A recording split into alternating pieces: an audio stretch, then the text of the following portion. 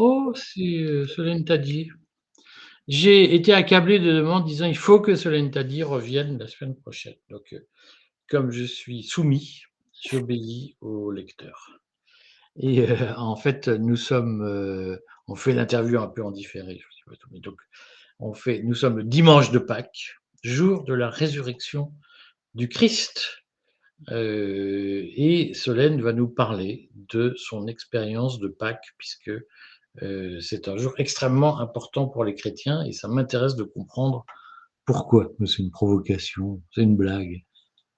Dites-nous tout sur Pâques, Solène. Écoutez, Pâques, c'est vraiment le moment le plus important de l'année. Il y a beaucoup de fêtes dans le calendrier liturgique qui sont importantes, mais Pâques, c'est vraiment le point culminant, le point d'orgue de toute l'année.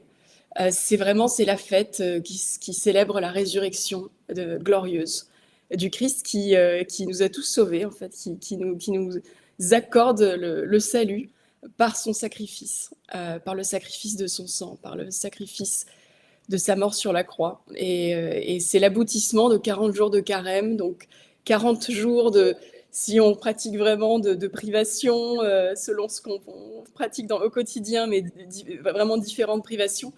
Et évidemment, ça arrive au terme du Triduum pascal, de ces 3 jours qui comprennent le jeudi saint, évidemment, donc l'institution de l'Eucharistie, la dernière scène de Jésus-Christ avec ses apôtres, et suivi du vendredi saint, donc de sa passion, le chemin de croix, la célébration avec le chemin de croix, et on célèbre vraiment la mort du Christ. C'est vraiment le jour de deuil et de jeûne absolu, on pourra y revenir, suivi du samedi, le jour de silence. Et alors là, le dimanche, c'est vraiment cette explosion de joie, c'est de la résurrection et de toutes les promesses que cette résurrection glorieuse comporte pour tous les fidèles et pour la race humaine en général. Donc évidemment, mon cœur est toujours en joie le jour de Noël. De Noël, par contre, de Pâques. Lapsus. Mais moi, je croyais que c'était, parce que moi, dans mon pays, à Liège, c'est la fête de la Vierge, le 15 août, qui est important. Ah oui. Ah, non, mais alors, parce qu'autour de la fête de la Sainte Vierge, si vous voulez, si vous allez en Corse, par exemple, j'ai aussi beaucoup de familles là-bas, ce sont des fêtes très populaires. Comme je disais Noël, justement, j'ai fait un lapsus, mais Noël, l'Assomption, évidemment, ce sont des fêtes extrêmement populaires. Mais dans la vie d'un croyant, dans la vie vraiment de foi, Pâques, c'est le sommet de toutes ces fêtes. Évidemment, en termes de piété populaire, le 15 août, c'est d'une grande importance pour tous ceux qui ont une vraie dévotion à la Vierge Marie, mais par rapport à la résurrection de notre Seigneur, c'est, on va dire, secondaire parce que la résurrection, c'est vraiment l'accomplissement ultime de toutes les promesses du Christ et de son royaume. Donc évidemment, rien n'est plus important que la Pâque chrétienne. Bon, alors je vais me faire l'avocat du diable, c'est normal, après 40 jours de carême. C'est quoi les promesses du Christ? Il a promis quoi? Eh bien, de nous racheter, de nous accorder le salut éternel, contre la confiance qu'on place en lui, contre la foi qu'on place en lui. Donc c'est Dieu qui a envoyé son Fils unique sur terre. Donc Jésus-Christ est homme et Dieu à la fois. Et donc les promesses du Christ, c'est l'annonce du royaume, c'est vraiment l'idée que dans cette vie, effectivement, cette vie est un passage et que par le Christ et par le rachat des âmes, eh bien, nous sera accordée la vie éternelle après la mort. Et c'est vraiment le message, la principale promesse du Christ, et que nous n'allons pas ressusciter comme ça tout simplement. C'est une élévation aussi, c'est une résurrection glorieuse des corps, c'est pas une simple résurrection. Donc évidemment, ce ne sont pas des petites promesses, c'est vraiment, il a vaincu la mort. Et c'est vrai que dans le monde actuel, dans nos sociétés occidentales, ce sont des messages qui peuvent un peu étonner, mais qui, quand on regarde les évangiles et quand on les replace dans le contexte de l'époque et qu'on les étudie, en réalité, font tout à fait sens. Et qu'il y a des choses, peut-être des phénomènes qui échappent à notre intelligence sensible, mais il y a des événements, des choses qui nous échappent, qui sont beaucoup plus grandes que nous. Et en fait, les plus grands esprits de ce monde, eh bien, on continue à propager ces enseignements et ces promesses. Et voilà, je pense que moi, en tant que humble héritière de mes ancêtres, évidemment, j'adhère complètement à ces textes, à ces promesses, et je fais de mon mieux pour, voilà, là, je sors encore une fois de ma qualité de journaliste, mais je pense vraiment en tant que fidèle qu'il faut faire un acte de foi, faire confiance, parce que les évangiles sont complètement fiables sur le plan historique, vraiment de plein de points de vue scientifiques, et donc voilà, il y a des événements, des phénomènes qu'on ne pourra jamais complètement expliquer, certains qu'on pourra Par expliquer par la... exemple, donnez-nous des exemples de ce Non, mais qu'on c'est peut ça, pas. la résurrection, comment expliquer? Parce qu'il y a des choses qui échappent à notre logique primaire. Il y a des choses qui ne s'expliquent pas par l'intelligence humaine. Il y a des choses qui nous dépassent. Le plan de Dieu, la providence, donc c'est, selon saint Thomas, cette espèce de plan par lequel Dieu nous attire à lui en plaçant des événements dans notre vie et en s'insérant. Mais tout ne dépend pas de lui, parce qu'il nous laisse beaucoup de liberté, mais il nous laisse vraiment le libre arbitre. Mais en fait, sa providence, c'est que lui, il veut nous attirer à lui et qu'il va s'insérer dans toutes les sphères de notre vie. Il y a plein de choses qu'on ne comprend pas. Et donc voilà, la providence, on ne la comprend pas. La résurrection, il y a des choses qui peuvent nous échapper, qui sont plus grandes que nous, mais voilà, aussi qui requièrent de nous un acte de foi. Concrètement, quand même, parce que vous parlez de vie éternelle, Solène. Mhm. Mais la vie éternelle, c'est quoi? C'est-à-dire qu'après la mort de Jésus, Jésus, là, il est où aujourd'hui s'il est vivant? Eh bien, il est aux cieux. C'est le royaume des cieux. C'est ce qui, effectivement, il n'est plus sur terre aujourd'hui, même s'il est une présence. C'est parce que l'âme immortelle, voilà, permet. Enfin, je veux dire, Jésus est partout. Il est présent dans chaque église, évidemment, par c'est l'idée du Saint-Sacrement. Donc, Jésus est encore présent parmi nous. Mais oui, la vie éternelle, c'est dans l'au-delà, c'est au royaume des cieux. Effectivement, c'est un monde que notre monde sensible ne perçoit pas. Effectivement, c'est le royaume de Dieu, le royaume des cieux, effectivement. Mais après, un théologien, encore une fois, comme je précisais, un théologien l'expliquera mieux. Et je pense que peut-être je ne suis pas assez précis sur... Non, non, non, c'est pas ça, c'est que ça non, ce que je trouve intéressant, c'est de savoir qu'est-ce qui fait qu'à un moment donné, parce que vous le savez, dans le rationalisme occidental, au fond, ce que vous dites paraît, surréaliste. ça, Heu, Qu'est-ce qui fait qu'aujourd'hui, vous vous dites que comment vous faites pour être intimement persuadé que, Jésus a acquis la vie éternelle? alors, c'est effectivement, enfin, en tout cas pour moi personnellement, encore une fois, j'explique les choses à ma manière, et s'il y a des théologiens qui regardent ça, évidemment, ils pourront peut-être mettre des commentaires pour aiguiller un peu mieux les gens. Mais moi, effectivement, ce qui m'a toujours touchée, c'est l'idée que des esprits qui sont d'une logique imparable, comme saint Thomas d'Aquin, vraiment le rationalisme en réalité dont on a hérité en Occident est aussi un produit du christianisme.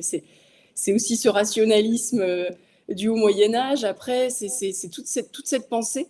Et un Descartes, par exemple, un Descartes qui est vraiment la logique par excellence, n'a jamais remis en question le phénomène. C'était un grand chrétien, il n'a jamais remis en question la résurrection du Christ. Et donc, je vois que ces immenses esprits qui ont marqué l'humanité à jamais, eux, ont tout à fait adhéré à ces dogmes de l'Église catholique.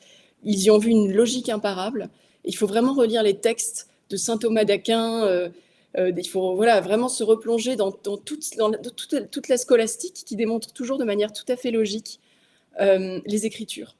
Qu'il y a une partie effectivement qui échappe, encore une fois, aux sensibles et des choses qui nous demandent d'imaginer qu'il y a des choses qui sont plus grandes que nous, qu'on ne peut pas tout à fait comprendre, mais qui ne demandent aussi qu'à être saisies. C'est-à-dire qu'il faut vraiment essayer de mettre son corps, son esprit au diapason, en diapason avec la transcendance de Dieu. Et donc les Écritures nous y aident, les grands penseurs de l'Église, les pères de l'Église nous aident à grandir en vertu, en intelligence aussi spirituelle. Mais vous, est-ce que vous pensez que vous aurez accès à la vie éternelle? Je l'espère, donc j'ai l'espérance, vertu théologale, j'ai l'espérance du coup par la promesse du Christ, mais je ne peux pas en avoir la certitude. Parce qu'évidemment, quand je passerai de vie à trépas, je serai jugée et je fais de mon mieux ici-bas, mais évidemment, je suis très imparfaite comme l'ont été même les apôtres du Christ. C'est ça qui me touche aussi tellement, c'est que vraiment, après la dernière scène, le Christ donc va avec ses apôtres après avoir eu ce repas avec ses apôtres, eh bien, ils vont au jardin des Oliviers et le Christ sait que sa mort approche et il est dans cette agonie, dans cette souffrance immense. Il sait qu'il va être trahi et en fait, il demande à ses apôtres de veiller à côté de lui et même ses apôtres les plus fidèles s'endorment en fait. Ils sont complètement défaillants et en fait, ce message magnifique des évangiles, c'est de se dire qu'en fait, nous-mêmes, on n'est jamais à la hauteur, on a une nature qui est profondément blessée. Mais il faut demander le secours de la grâce tous les jours, en fait, pour devenir des êtres meilleurs, la pratique de la vertu pour devenir des êtres excellents, mais ça n'est pas inné. Et en fait, notre nature en soi, c'est d'être généralement des êtres plus ou moins médiocres. Et on confère justement l'exemple des apôtres qui ont déjà abandonné le Christ au pire moment, en s'endormant, alors que le Christ leur demandait de veiller avec eux, avec lui en prière, et après en le reniant, Saint Pierre qui le renie par 3 fois au moment de l'arrestation. Et ils sont tous partis en courant. Au pied de la croix, il restait Saint Jean, et Marie-Madeleine et la Vierge Marie, quoi. Les autres avaient tous pris la poudre d'escampette tellement ils ont eu peur.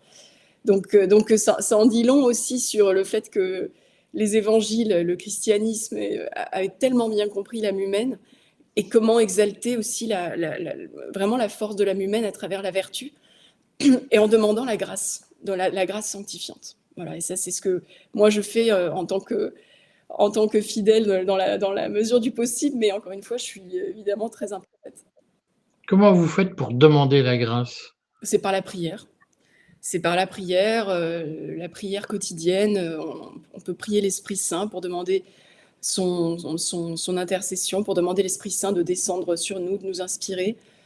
C'est la lecture de la parole du jour, c'est la prière du chapelet, qui est une prière très puissante pour repousser toutes les pensées qui nous viennent, qui viennent de nous, mais qui viennent aussi du monde des esprits mauvais, du diable, hein, Ça existe, le diable? oui, oui, oui, ça existe, c'est bien réel, c'est bien réel. Comme disait Baudelaire, sa ruse principale, c'était de nous faire croire qu'il n'existait pas.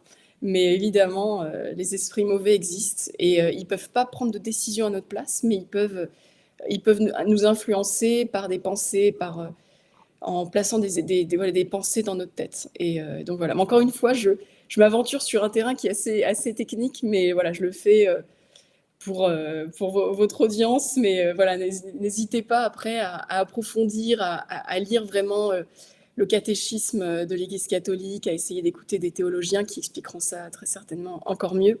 Mais je pense que ce qui est important, et pour moi c'est vraiment quelque chose, si je donne un témoignage un peu personnel, c'est vraiment aussi le moment de l'année où on se purifie énormément. C'est vraiment 40 jours où on supprime tout le superflu, le carême, et ça aboutit à Pâques.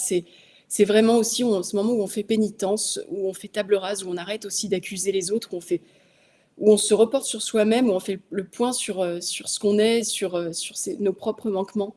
C'est le moment où on va se confesser vraiment après. Techniquement, il faut le faire toute l'année, mais il y en a qui le font qu'une fois par an, et s'ils le font une fois par an, c'est vraiment autour de Pâques. Et, et tout ça, ça s'accompagne aussi, à mon avis, et ça j'écris beaucoup là-dessus, c'est vraiment les traditions culinaires qui nous accompagnent beaucoup dans ce processus spirituel. Et C'est-à-dire? c'est-à-dire donc par exemple pendant le Triduum, mais c'est-à-dire que souvent, même pendant toute la période du carême, souvent les efforts qu'on fait, mais ça peut être plein d'autres choses, mais on choisit souvent un effort de carême lié à la nourriture, parce que la nourriture, c'est aussi la façon, ça en dit souvent long sur la façon dont on aborde la vie en général et aussi la vie spirituelle. Et donc, en fait, c'est-à-dire qu'après, pendant le carême, le vendredi, on ne mange pas de viande. Il y a aussi vraiment, c'est assez codifié de ce point de vue-là. C'est pas codifié comme dans le judaïsme ou dans l'islam. On a quand même énormément de liberté. Mais on nous recommande pendant les vendredis de carême, si possible, de jeûner, comme le mercredi des cendres, et de ne pas manger de viande. Et c'est pareil, donc là, la semaine sainte, c'est vraiment une semaine vraiment sous le sceau de la pénitence. Bon là, le jeudi saint, c'est quand même, c'est pas encore trop le deuil parce que c'est la fête de l'institution de l'Eucharistie, donc c'est la fête des prêtres, donc c'est moins le deuil, mais le vendredi, c'est vraiment un jour de jeûne. Et c'est vraiment la beauté de ça, c'est-à-dire que avant l'explosion, la profusion du dimanche de la résurrection, en fait, on prive notre corps de nourriture pour signaler à notre corps cette privation, signaler à notre corps que quelque chose se passe, un manque, et comprendre aussi que tout ne vient pas de soi, que à chaque fois, comme on le fait dans la prière du Notre Père, donnez-nous aujourd'hui notre pain de ce jour. C'est l'idée que chaque jour, on reçoit notre pain, et c'est vraiment l'idée de placer sa foi en une force transcendante. Et aujourd'hui, en fait, et notamment avec le Covid, beaucoup ont redécouvert l'incertitude. Et on avait une période, une parenthèse de l'histoire où on vivait dans cette certitude, où on pensait que voilà, on pense plus à sa propre mort, on pense plus à sa finitude. Et en fait, avec le Covid, on a été appelé à repenser pour la première fois qu'on était vraiment des êtres mortels. On parle jamais de la mort est évacuée de nos sociétés, c'est un sujet tabou. Et en fait, ça y est, le bon côté du Covid, ça a été ça, c'est de réveiller un certain nombre de personnes, de dire, en fait, on va tous mourir, on est tous sur liste d'attente, et il faut qu'on se dépasse. Alors, les traditions culinaires nous aident à ça. Donc, le vendredi saint, on jeûne selon nos dispositions de santé, évidemment. Quand on est en mauvaise santé, on ne jeûne pas, mais c'est l'idée quand même qu'il faut se priver, il faut que ce soit très frugal. Il faut que notre corps sente qu'il se passe quelque chose, qu'il y ait une privation, pour qu'il ait une soif, qu'il ait une faim. Faut vraiment, parce que la faim, c'est quelque chose.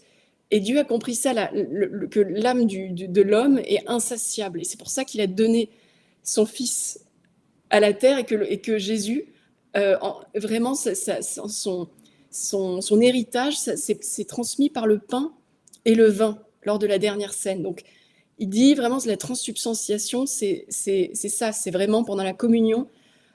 Quand on prend la communion, l'hostie, c'est le corps du Christ et son sang à travers le vin. C'est vraiment la façon dont on communie. Et donc, en fait, la table, la façon dont on mange, c'est vraiment partager un repas en son nom, avec ses proches, avec des amis. C'est une façon qui semble prosaïque, mais qui en réalité qui est la plus puissante façon d'unir terre et ciel, en fait. Entre nous, entre mortels, de s'unir aux cieux, en disant, effectivement, voilà, on rompt le pain ensemble au nom de Jésus, et donc ça nous élève. Et donc il y a cette institution de l'Eucharistie, donc le pain et le vin, le jeûne du vendredi, et ensuite le samedi, effectivement, on poursuit quand même le jeûne parce que c'est un moment d'attente, le moment du silence avant la résurrection. Et alors, après la résurrection, après la vigile du samedi soir et le dimanche, il faut vraiment, c'est l'idée qu'il y ait une surabondance. C'est la surabondance de l'amour, de la résurrection, de sa lumière, de sa miséricorde infinie. Et il faut vraiment que ça se ressente. Et tous les fidèles et tous les gens qui vivent Pâques sont appelés à ça, vraiment à vivre. Donc après, selon les cultures, ça s'adapte. Nous, évidemment, on a la culture aussi des œufs, mais qui se retrouve dans d'autres cultures, et même, voilà, bon, ça, c'est aussi dans le judaïsme. C'est quelque chose qui est hérité, l'idée de l'œuf, du renouveau, évidemment, de l'agneau pascal qui représente le Christ aussi offert évidemment en rémission des péchés. Après, il y a des chrétiens végétariens, donc évidemment, mais il faut vraiment cette idée de la surabondance, de quelque chose de très profond et d'un partage. Voilà. Et donc moi, je tiens beaucoup à ça. J'écris beaucoup, même en tant que journaliste, sur la gastronomie, sur l'importance de ne pas mépriser ça, parce que ça participe de ce fameux désenchantement du monde. Et Marcel Gauchet en parlait beaucoup. Il y a aussi un prêtre, Daniel Bourgeois, qui avait publié un livre il y a quelques années sur Jésus de Nazareth à table, dans le contexte de ça, et qu'en fait les évangiles ont opéré une vraie révolution en libérant l'homme, en admettant l'ensemble de la création au salut éternel. On est tous appelés à ça, et que du coup tous les interdits alimentaires de l'époque ont été abandonnés, purement et simplement.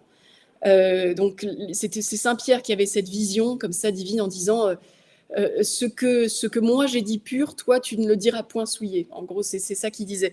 Et c'est qu'en fait, tous les interdits alimentaires de l'époque, on ne pouvait pas manger tout un tas d'aliments considérés impurs. Et en fait, avec le christianisme, ça c'est fini. On peut manger absolument tout, parce qu'en fait, le péché, il n'est pas dans des éléments extérieurs, il n'est que dans le corps de l'homme, en fait. Il n'est que dans le cœur de l'homme. Le ver n'est pas dans le fruit, il est dans le cœur de l'homme. Et donc du coup, ça a vraiment suscité une immense révolution culturelle aussi. C'est pour ça aussi qu'on est cette civilisation de la gastronomie. C'est ça qui a été rendu possible par cette révolution aussi, de se dire tout est autorisé. Et d'après le Daniel Bourgeois, donc le père Daniel Bourgeois, selon ses recherches, en fait, il explique que très certainement lors de la dernière scène, à la table de Jésus, il y avait absolument de tout, même des coquillages, enfin tous les éléments interdits à l'époque, même très probablement du porc, tout ce qui était évidemment tout à fait banni à l'époque, le Christ l'avait admis à sa table. Et donc ça, je pense que c'est très important. Et je pense que c'est quelque chose à garder à l'esprit à la veille de ces célébrations, c'est vraiment retrouver l'idée d'être ensemble, de partager, que ce soit avec nos familles, avec nos amis, et l'idée de s'unir à quelque chose de transcendant à travers les tâches du quotidien. C'est comme ça qu'on réenchante le monde. C'est vraiment en retrouvant la foi à travers des petites choses du quotidien, vous voyez, donc comme simplement le partage d'un repas. Alors, vous avez parlé, parce que j'ai une question indiscrète, j'ai plein de questions indiscrètes à vous poser, Solène. J'en ai une première, puisque vous avez parlé de l'institution de l'Eucharistie le jeudi saint. Donc, on le redit, l'Eucharistie, c'est le bon accueil en grec, la bonne foi, la messe, que certains vont suivre, mais certains peut-être se disent qu'est-ce qui se passe dans une messe, c'est mystérieux, enfin en tout cas c'est échéant, c'est rébarbatif, on a du mal à comprendre. L'Eucharistie dans la messe, c'est le moment où on prend le pain et le vin et où, d'une certaine façon, on commet cet acte cannibale qui est de boire le sang du Christ et de manger le Christ. Le canon de l'Église tridentine de la réforme du Concile de Trente dit, à un moment donné, recommande, enfin prévoit que le prêtre dit, il est grand le mystère de la foi. Et on voit tout le monde se courber, ou certains se mettre à genoux pendant la messe pour vivre ce moment particulier qu'on appelle la communion. Vous, pendant ce moment-là, le mystère de la foi, ça se manifeste comment dans votre caboche, si j'ose dire? Alors déjà, voilà, je ne commets pas un acte de cannibalisme, hein, pour vous répondre, c'est vraiment l'idée, parce qu'évidemment, le cannibalisme, c'est l'idée de manger de la chair humaine morte. Vous voyez, donc le Christ, en réalité, ce qu'on ingère, c'est sa nature divine aussi. Et évidemment, plus il est vivant. Donc on n'ingère rien, c'est pas ça, c'est vraiment à travers la communion, c'est vraiment le moment où les simples aliments qu'on ingère en général, les aliments sont transformés par nous, évidemment par notre organisme. Or, quand on communie par l'hostie et le vin, c'est nous qui sommes transformés par ça. On est nous transformés par Jésus et on devient Jésus. C'est-à-dire qu'on devient une part de lui. Donc c'est pas un acte vraiment de manger quelque chose pour nourrir notre organisme et donc l'aliment est transformé par notre corps. Non, c'est quelque chose, c'est l'inverse. C'est en ingérant quelque chose que nous sommes transformés. Et nous ingérons une part divine. Donc ça n'a rien à voir avec du cannibalisme, hein, pour vous répondre. Et donc pour moi, c'est vraiment ça. C'est quand je me présente au moment de la communion, je le fais avec beaucoup d'humilité, vraiment en acceptant tous les enseignements de l'Église et j'essaye de me confesser le plus possible avant déjà pour être en état de grâce, pour recevoir la communion. Et à ce moment-là, j'essaye vraiment de me représenter cette image, de me dire en prenant l'hostie et en buvant le vin, son sang, c'est pas évidemment, c'est pas cette idée, ah, je suis en train de manger quelque chose, c'est au contraire, c'est moi c'est simplement la façon dont la matière du Christ me rejoint et me transforme moi. Voilà, c'est vraiment cette image que j'ai à l'esprit. Et encore une fois, voilà, je le fais pas en tant que théologienne, mais je pense que c'est une image que beaucoup de théologiens approuveront et peut-être pourront compléter. J'ai une autre question intrusive. Il se passe quoi pendant la prière, quand vous priez? Comment on fait pour prier?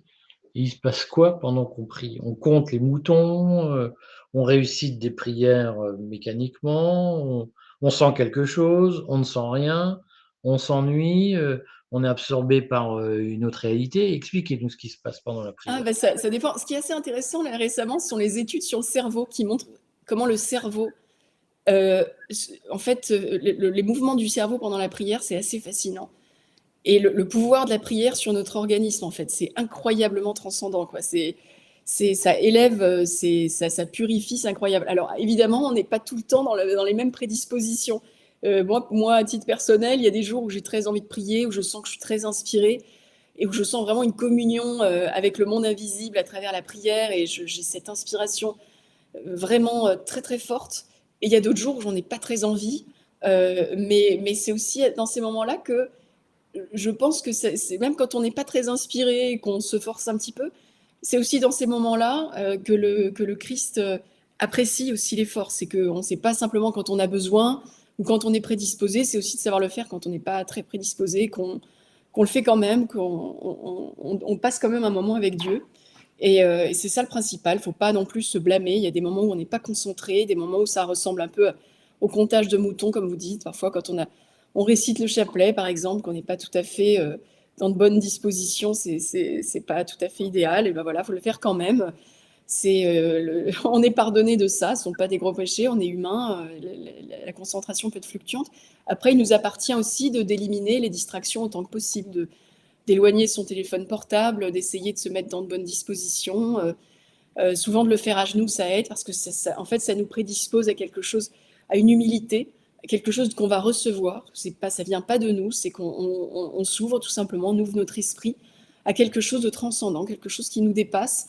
Et que parfois, en fait, nous, on prie en demandant tout un tas de choses et qu'en fait, en entrant en communion, en ouvrant son esprit, on reçoit comme des messages, des certitudes qui nous permettent aussi de conformer notre prière à une volonté supérieure. Et ça, c'était Kierkegaard aussi qui en parlait beaucoup. J'ai beaucoup Qui aimé était ça. protestant. Oui, chrétien. Voilà, donc voilà, il prie aussi, mais bon, même quelqu'un de pas chrétien qui prie, après, voilà, c'est l'idée aussi de se mettre au diapason de la volonté de Dieu. Mais Kierkegaard, c'était un grand penseur, et évidemment, sur la prière, il a dit des choses absolument fascinantes. Alors donc on rappelle qu'il a écrit Crainte et tremblement de mémoire, Mhm. un grand traité philosophique. Et un autre qui s'appelle Le Journal du séducteur, qui est aussi très philosophique au fond. Solène, je vous taquine, mais c'est vrai qu'il a écrit Le Journal du séducteur. Écoutez, je vais vous laisser aller, parce que je crois que vous allez à la messe du jeudi saint, et Exactement. cette interview est tournée jeudi. Et puis, merci de ces précisions, parce qu'il est très rare que les gens parlent directement de leur foi, qui est effectivement un acte intime, mais c'est tellement perdu dans la conscience collective que c'est bien de mettre des mots sur des choses. Oui, bien sûr, mais je le fais avec plaisir. Je sors un peu on va dire, de mon travail de journaliste en faisant ça, mais je rends témoignage avec plaisir. Je le fais pas souvent, mais je l'ai fait avec grand plaisir. Et j'invite vraiment tous ceux qui nous regardent à ne pas oublier de vraiment fêter la Pâque, de vraiment se laisser aussi toucher par cette incroyable espérance que représente la résurrection du Christ et de le faire dans l'art de la table, parce que nous, Français, en plus, on a vraiment cet héritage et il faut vraiment ne pas hésiter à y aller, quoi. Le dimanche et lundi, profusion, abondance et voilà, se laisser vraiment gagner par cette lumière et cette espérance. Bon, en fait, vous utilisez un mot, Solène, qui est l'espérance, qui pour moi est un mystère. Mm. Et donc, j'adorerais qu'on fasse une émission pour expliquer ce qu'est l'espérance, parce que je suis toujours étonné de voir qu'il y a des gens qui n'espèrent plus et qui cherchent à espérer quelque chose. Donc, ce serait bien que vous m'expliquiez un jour ce qu'est l'espérance. C'est un mécanisme psychique qui m'est profondément étranger. Puis, on va rentrer dans le temps de la Pentecôte ensuite, c'est-à-dire les 50 jours qui séparent la résurrection. Allez, je vais faire une information équilibrée. La résurrection présumée, prétendue du Christ, et le don des langues aux apôtres, puisque la Pentecôte, c'est le don des langues, qui marque le début de l'évangélisation des peuples au-delà de la communauté juive, puisque c'est ça la Pentecôte. Et donc, j'adorerais que vous reveniez nous voir quand même pour nous expliquer ces mystères, et notamment la rencontre d'Emmaüs, qui a lieu quelques jours après Pâques, et puis cette préparation de la Pentecôte et cette préparation de l'ascension du Christ, qui, paraît-il, rejoint. Vous êtes allé à Jérusalem déjà, Oui, Solène? oui, bien sûr, oui, oui, tout à Vous fait. avez vu ce rocher où on prétend voir la marque du pied du Christ avant qu'il est allé, vous voyez où c'est?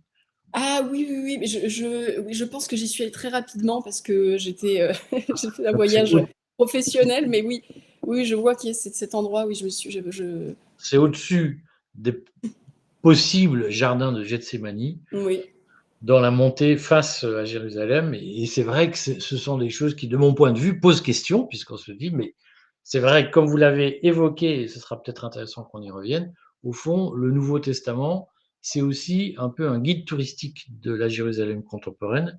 C'est-à-dire que même si beaucoup de chrétiens, quand j'étais petit, on me disait: «C'est symbolique, ça n'a jamais existé», au catéchisme, j'ai fait du catéchisme, en réalité, quand on prend le Nouveau Testament et qu'on va à Jérusalem, on se dit: «Ça ressemble quand même un peu au guide Michelin», quoi. Bon, heu et donc, j'espère qu'on en reparlera. Joyeuse Pâques, Solène. beh, oui, merci. Bah, écoutez, je prierai pour vous, Eric. Ah oui, il y a du boulot, hein. Et peut-être que vous pourrez dire si j'ai une chance un jour d'être sauvé, parce que j'ai l'impression que je suis mal parti. Non, faut jamais désespérer. Merci beaucoup, joyeuse Pâques. Joyeuses Pâques à tous, au revoir.